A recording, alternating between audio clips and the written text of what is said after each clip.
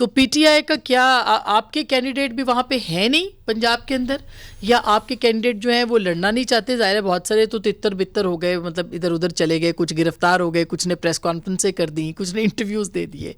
तो आपकी पार्टी के साथ क्या सिचुएशन है इस वक्त पंजाब में? बहुत शुक्रिया। पंजाब हो या पूरे पाकिस्तान की बात हो, पाकिस्तान तरीके इंसाफ भरपूर तरीके से तैयार है और कैंडिडेट्स की कोई कमी नहीं है। बात यह है यहाँ पर कि जो बुनियादी इंसानी हकूक़ हैं, फंडामेंटल राइट्स की वायलेशन है, अबडक्शन, घरों में छापे, अगवाकारियाँ, हर रोज़ आकर हम ये बताते हैं। सुप्रीम कोर्ट में हमने रजू किया इन्हीं अगवाकारियों के हवाले से कि इलेक्शन देखें उधर अनाउंस हो गया और यहाँ पर वही सिलसिला जारी है। उम्मीदवारों को खड़ा नहीं होने दिया जा रहा, उनको उठाया जा रहा है, उनके घरों में उनके सपोर्टर्स को, पीटीआई को मुकम्मल तौर पर क्रैश किया जा रहा है और दूसरी तरफ पूरा रियासती प्रोटोकॉल है। लेकिन उस पटिशन को एतराज़ लगा कर वापस कर दिया गया। अगर अब अदालत जो है वो ही हमें इंसाफ नहीं, ये जो एतजाज़ एहसन साहब की पिटीशन थी उसके ऊपर बात करें तो उन्होंने कहा है ना कि 184(3) को शायद वो इन्वोक करना चाह रहे हैं। बिल्कुल। तो क्या इसमें जो है वो फंडामेंटल राइट्स की वोलेशन या पब्लिक का कोई इंटरेस्ट नहीं है? पूरी कौम जो है वो चाहती है कि अपनी मर्जी से वोट कास्ट करे, उनको वोट कास्ट करने का हक दिया जाए, लोगों को लड़ने का मौका दिया जाए, झंडा उठाने का मौका दिया जाए। इलेक्शन कमीशन में नहीं गए आप लोग? देखिए, इलेक्शन कमीशन में गए हैं, इलेक्शन कमीशन ने यकीन दहाई करवाई, लेकिन उसके बावजूद वो सिलसिला जारी है।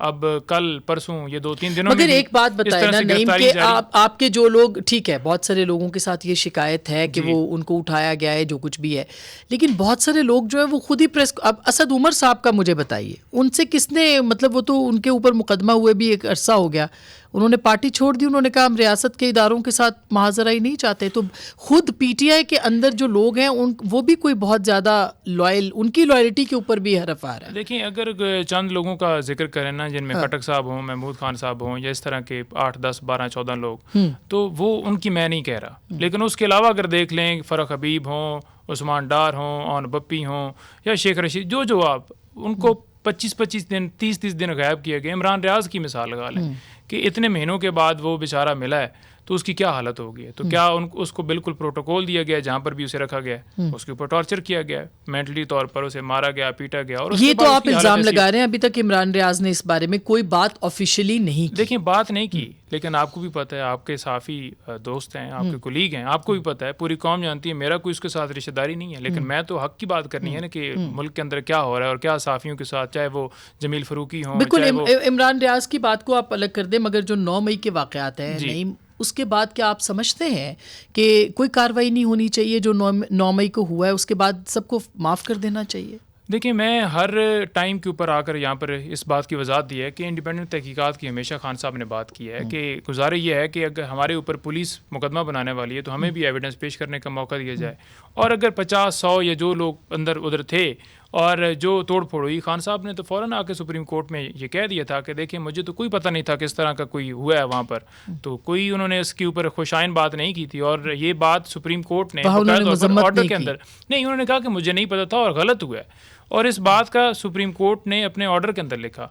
अब बात यह है कि उससे पूरे पाकिस्तान के अंदर ऐसा कर देना, क्या आप नहीं, मगर देखिए उससे अगले दिन भी उन्होंने ये बात कही, और मैं दोबारा उस बहस पे, खैर आपका जवाब इस पे ज़रूरी है, उस पे उन्होंने कहा कि अगर दोबारा ऐसा हुआ, मुझे गिरफ्तार किया गया, दोबारा भी ऐसा ही होगा। उन्होंने मजम्मत नहीं की है। नहीं, उन्होंने ये बात नहीं की कि जलाओ घराओ दोबारा होगा, नदामत या पछतावा उनके यहाँ नहीं था, और कारकुन तो बहरहाल पीटीआई के बहुत से थे वहाँ पे। देखें, बात यह है कि खान साहब को जिस तरह से नैब ने अगवा किया था, आपके सामने हाई कोर्ट ने कह दिया कानूनी है, सुप्रीम कोर्ट ने कह दिया कि गैर कानूनी है। अब अगवा को देख लेना कि कैसे हुआ, तोड़ फोड़ करके कैसे मेरे ऊपर और उनको कैसे कॉलर पकड़ कर, और वो वीडियो बकाया तौर पर दिखाई गई, तो उनके सपोर्ट लोग उनको चाहते हैं, उनसे मोहब्बत करते हैं, वो निकले पुरअमन एहतजाज के लिए, जो उनका हक है।